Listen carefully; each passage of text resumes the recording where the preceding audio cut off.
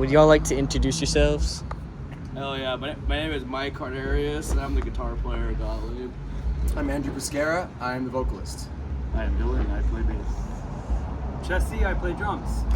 We're a band called GOTT LIEB from Los Angeles. What kind of genre would you guys call yourselves? Punk. Yeah, we're punk. We take inspiration from a lot of things. Post-punk, hardcore, alt-rock, but we're punk. Capital P punk, yeah. What are you guys' biggest punk influences? What's kind of interesting about the four of us is that we don't agree on any influences at all. Except for one. The almighty Ceremony. Yeah. Yeah. And ska. We don't agree on. Well, we did agree on ska until this trip. Yeah, Ceremony is the one influence we kind of all agree on, but I take a lot of influence from British old school anarcho-punk. I'm a big post-punk fan, like Peter Hook, favorite bass player, Joy Division, New Order, the New Wave stuff is mainly what I draw inspiration for this band in particular. Oh yeah, and I like post-hardcore, like Fall Out Troy, and I like Primus. It's weird dissonant guitar shit for sure. Especially like Big Bopper and Fats Domino. Yeah, I don't really feel like I pull from any inspirations. There's tons of drummers I like, but I never really think about one when I try to write or play. So You guys have such a unique stage presence. Where did that originate from? I was a martial arts teacher for 10 years, and so because of that I learned how to control a room, because it would be a room of 40 or 50 people all fighting each other, and so you have to speak loud, speak clearly, navigate chaos, and it also, I was doing martial arts at the time too, so I had a sort of athleticism that I've maintained as best I can. And so that, from my end of things, that is where the physical energy and the kind of skill comes from, and being able to speak and being able to move. Kind of spiritually or psychologically, just removing any sort of filter. Every thought is the right thought, every impulse is the right impulse. Also, I think for me personally, a lot of times if you go to a gig, you're bringing your friends, maybe you're the only individual in your friend group that likes punk music, and you're bringing friends that maybe don't like rock music in general. I always tell people that if you don't like our music, you're at least going to like our stage show. Yes. Because we believe entertaining first and foremost. The music is one way of entertaining, but also the energy and the performance is another way of entertaining. So if you don't like punk, and maybe you can hate it, at least there's a spectacle for you to watch. Yeah. And enjoy it. Okay, I gotta ask, how do you move around so fucking much? How do you not get so fucking tired?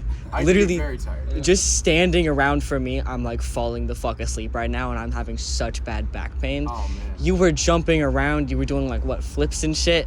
I didn't do any flips this time. Yeah, I did a flip last time. Last time I was here, I did a flip. I climbed on the ceiling at 1720 Warehouse in LA recently. And what's your question? How do you do it? How do you do it? Yeah, how do you have that stamina? Dude, you gotta. The idea that it is punk rock to destroy your body is fucking stupid and antiquated. Everything else in this stupid planet's trying to kill you. Everything. The government's trying to kill you, the police are trying to kill you, the climate's trying to kill you. Everything wants you to die. Fucking take care of yourself. If you want to be autonomous, you want to be the only authority in your life, you have to take care of yourself. I got a question about that. You say that, yet there was a point on stage when you were whipping yourself with a belt. Oh yeah. Checkmate. Is this a question? Or just Elaborate on the self-harm. Yeah. Sure. Thanks. Yeah. So you're good at this. Thank you. So Waiting Room is a song that came out in February, and it's about the death of my grandmother, and watching my mom go through losing her mom, imagining myself being in her shoes when I lose her. You know what I mean? And so I was very close to my grandmother, and so part of the energy I told you about a second ago, removing any sort of filter, removing any, making sure that every impulse is the correct impulse, following every impulse, because people want that honesty. They want to see me break down to that most natural form. I kind of black out. And during that song, it's a song where I'm kind of questioning my own purpose. You know, what am I waiting for? Like, why am I being left alone by those who go on to the next thing, if there is a next thing, who pass away? And so it's me questioning my own existence, and part of that is destruction, you know, like sort of a breaking down and getting toward the brink of life, but also feeling the things that make you feel the most alive, which is at times extreme suffering, you know. And so it's sort of both. It's a brinksmanship, you know. This next question, it's not really about you guys as a band, but like, you guys are from LA. What is it like seeing the protest in LA? Like, what's it like firsthand? What's like the emotions you get from it? Have you guys been to any? Yeah, you gotta. What I always like to lead with is the narrative that's being constructed in Los Angeles right now is extremely skewed by a lot of people. Intentionally. Whether it be people, you know, bad actors on social media or media conglomerates in general, anytime something in LA happens, they always frame Los Angeles as lawlessness and people rioting, people destroying shit, whatever. Does that happen? Yes, of course, but that's not what the protests are about. These are like isolated incidents, you know. A lot of the times protesters try to take care of one another and ensure that it doesn't escalate to that point, because that is what the fucking feds and the cops want all the fucking time. So we've been to a couple, because you know it's in our backyard, it's near and dear to us, and we see it for ourselves that a lot of the time it's 99% of the time non-peaceful resistance in a way that's Non-violent resistance. Non-violent resistance that it's, you know, we're not trying to kill people or fucking destroy property. It's if you want to have an accurate read on it, you can say that we're a nuisance at best. You know, right? It's a nuisance at best, and the feds and other people want to make it seem like we're fucking barbarians destroying our own city, but they fail to realize that we live there. Why would the fuck we want to do that? No. For context, like 50,000 people went marching through downtown LA. If 50,000 people wanted to burn LA, they could. That's not what's happening. Yeah. This is happening because of a couple dozen people who like are taking it far and are angry, you know?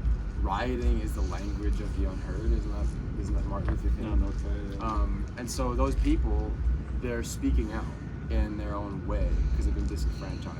At this point, 0.0001% of people are out there. Yeah, worse shit happens when the fucking Lakers win or the Dodgers win. At way worse shit happens. Yeah. And for context, like, I responded to a Home Depot thing. Or the ICE is going to Home Depot and just picking people up. They were walking around saying, "Do you speak English? Do you speak English?" And if you didn't speak English, they would just grab you up. I was right there 10 minutes after it happened, trying to go and film or do whatever. And there was someone who was there filming it and caught this guy who showed up to get material for his work, and he was chased down like an animal and hog-tied and thrown into a van. That is real stuff that's happening. That's really actually happening here. It is happening here. If there's anything to say about the protests in LA, this story's not about the protests in LA. The story's about the fact that people next to you are being taken out of their homes and we don't know where they are. And if it happens in LA, it's gonna happen to you. That's why we are protesting. The story is not our protesting. The story is what they're doing. If we stop protesting, we'll all disappear. If they stop taking people, we all go home. This next question is horribly structured because I don't know how to like phrase it. Okay, there's like multiple parts to it. Do you guys know the band Hemorrhage? No. You don't?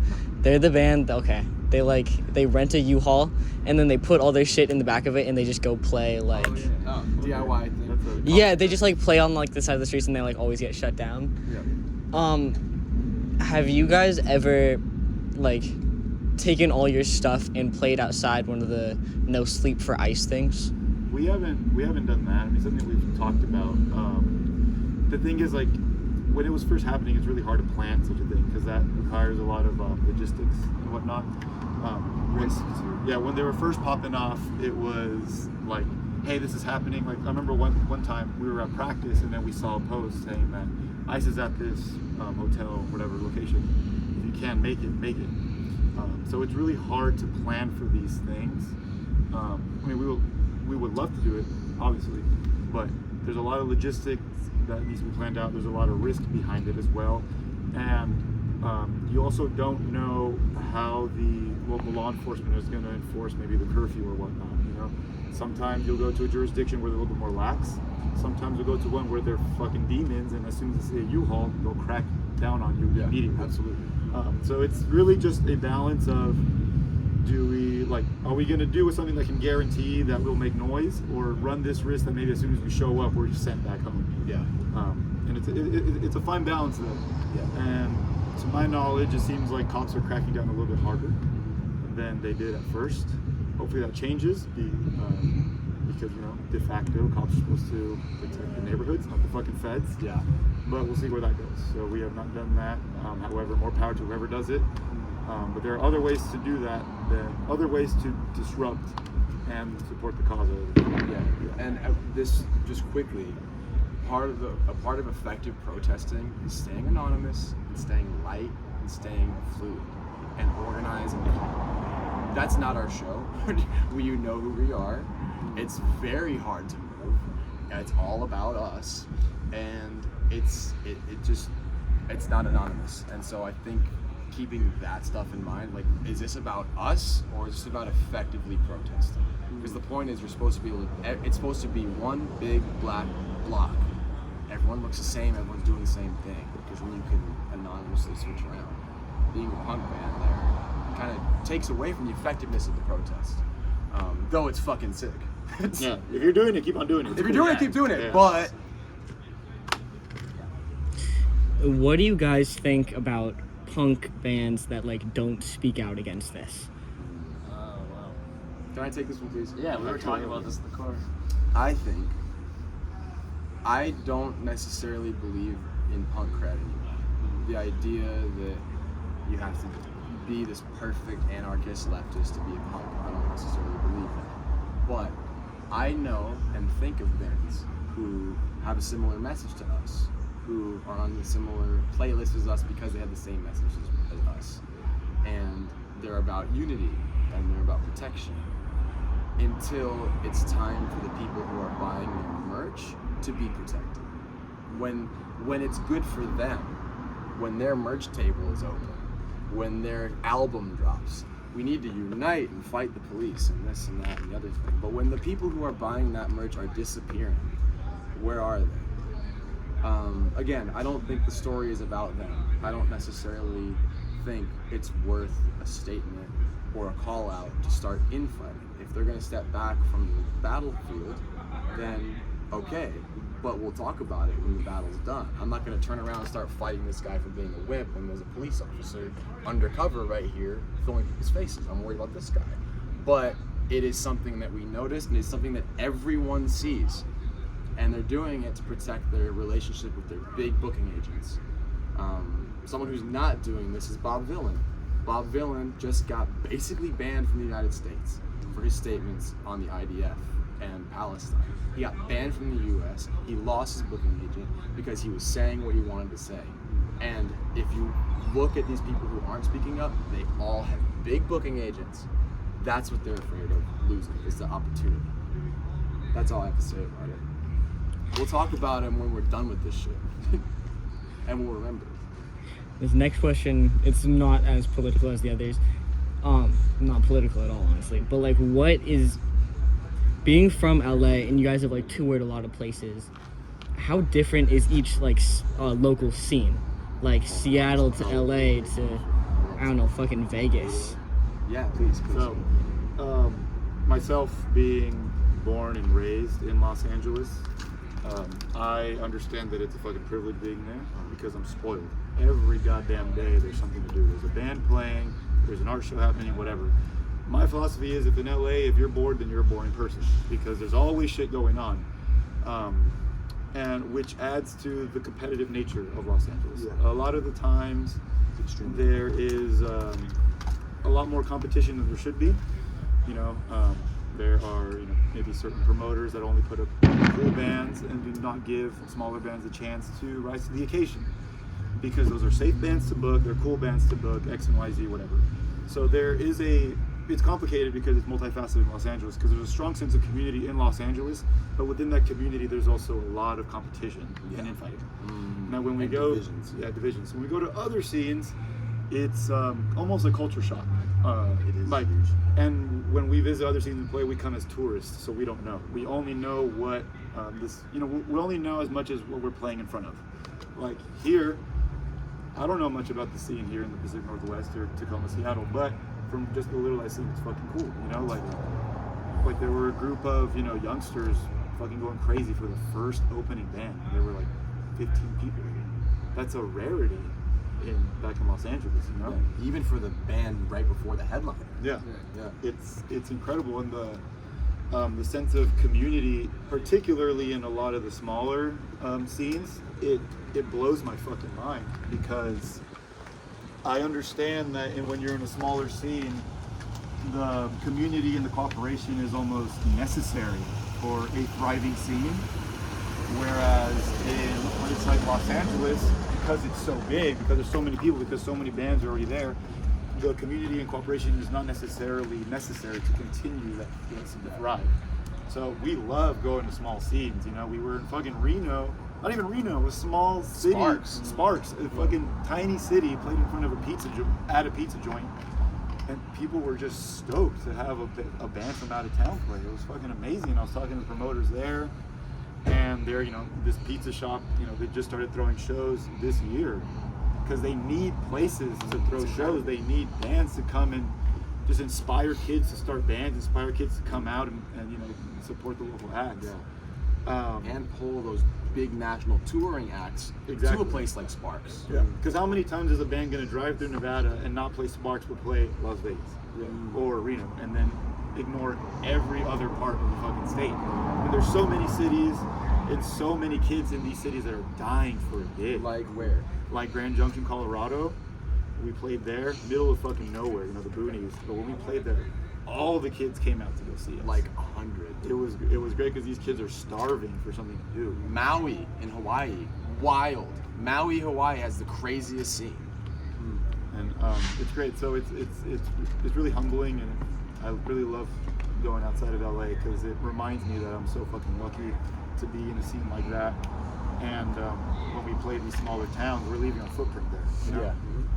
We're making history. Not like, oh, we're so fucking great, but we played this scene when 20 kids came out, when it was one promoter trying to bring it up from the ground. Yeah. And who knows, maybe 15 years later, a band, you know, a city like fucking Sparks is going to be huge. A city like Tacoma will be the spot where bigger bands want to play. Like, fuck Seattle or whatever, we're gonna come to Tacoma. Yeah. You know, it warms my heart. It's fucking awesome. It's and so cool. I love the promoters that do all this shit. People like Kevin. who's a People really like good Kevin promoter. over there, because a lot of Kevin the times, is like so yeah. fucking good. He's one of the best promoters in the world. Real art. It's Tacoma. A lot of the times it's thankless, and you do it for nothing other than the love of the music and the scene and the kids that come and the bands. Like, it sucks sometimes. I bet it sucks 80% of the time. You know, Kevin probably had a great date night plan today. Yeah. Instead, he's watching us play on a Tuesday on a night. date or with whatever. me. Exactly. So we love it. We love it. We're humbled, and we will. At least in my opinion, I'll never not say no to a small city because they fucking need this shit. It's awesome. Never not say no. You'll never say no to a small city. Yes. What are your guys' like favorite local bands to LA, or like most memorable? Cure for Youth. Cure for Youth is brand new and they were really good. Post-punky. What would you describe it? You love Cure for Youth. It's like a post-punk band. Sound like early New Order, right when Joy Division broke up. Yeah. So fucking good if you like that kind of stuff. Crisis Actor, Oh, extremely Crisis good band. Actor. Crisis Actor is fantastic. Extremely good band. We have a lot of other good shit. Like, I mean, we can talk about We this just for list. hours. Yeah. New Straight God up, out of yeah, Long Jack Beach. Knife. Bushfire. Jack Knife, Bushfire, Hormones, all those great bands. Hormones is great. Yeah. Chimera is really good. So many good bands. And also, that's just the punk shit. Like, you got the big ska scene in LA. You have the big indie scene in LA. Like, I like going to indie shows as well. The Voxes are one of my favorite bands. Like, and they're from the San Fernando Valley, and they're an indie. You know, they're an indie group. Shimon Cassette is an underground hip hop guy who plays punk shows, and he was my most listened album last year. He's so good. He's got like 1,000 listeners a month. He's fucking awesome. So if you're listening, listen to more local fucking shit. Yeah. 'Cause there's good stuff out there. Yeah, you'll hear what the big artists are inspired by, like before they drop it. If you listen to the local scene. Do you guys? Okay, there's 3 bands from California that I just really like. Have you guys ever played a show with GBA, Jellyfish Method, or Shock Therapy? We played with Oh, Shock yeah, Shock Therapy. Therapy, yeah. We played with Shock Therapy on June 1st. We played one of our first shows with them, where I broke my thumb at Damn. First Street Pool Hall, 2023, May, April.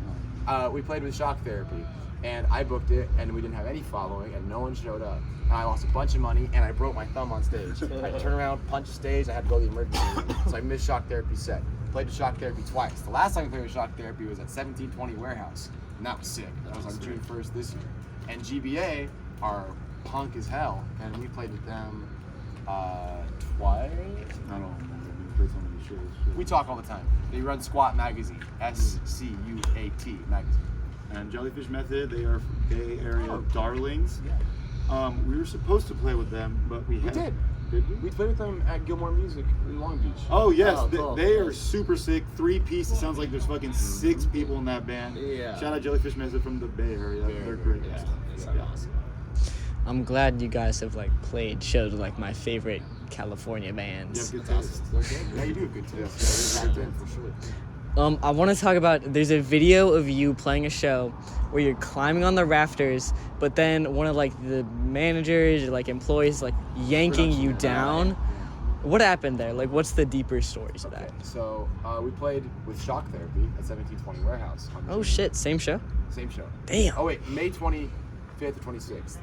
And I had played 17. We played 1720 once before that, and I'd always looked up at the rafters and like, it's a pretty low ceiling. I bet I can get up there. And so sometimes I will tell the crowd, all the time I will tell the crowd, the stage is no longer the stage. The stage is now the audience, and the floor is now the stage, or the bar is now the stage. And at that particular show, I had said, the bar is now the stage. Join me at the bar. So the whole crowd, like what, 200, followed me over to the bar. So I'm standing on the bar, and everyone's dancing. I'm throwing drinks and stuff, and the bartender tapped my ankle after about 30 seconds of putting up with it. I was like, "Hey, you need off the bar," and I was like, "Okay." And then there was a I-beam, and so I got off the bar. Did you guys like get in trouble for that at all? No, he actually was looking out for my safety. He didn't want to be liable for any pain or harm or whatever. They don't realize I'm a professional and being an idiot. So he could have easily grabbed my ass and just dumped me on the ground like WWE, like Shane McMahon. Like Shane McMahon, Shaking Man versus off the cell. Yeah. You know, could have been like that, but it didn't happen because he was being sweet. He let me go up, and then he was like, "Please get down." I was like, "Okay." So. How does this last show you played compare to the last Real Art show you played back in September? Nice. It was cool because we got to see some homies we played with last time. Yeah. And like that connection is really nice because it makes like the whole scene feel even more real than the last time we left it. It's like, okay, we met these people, they were super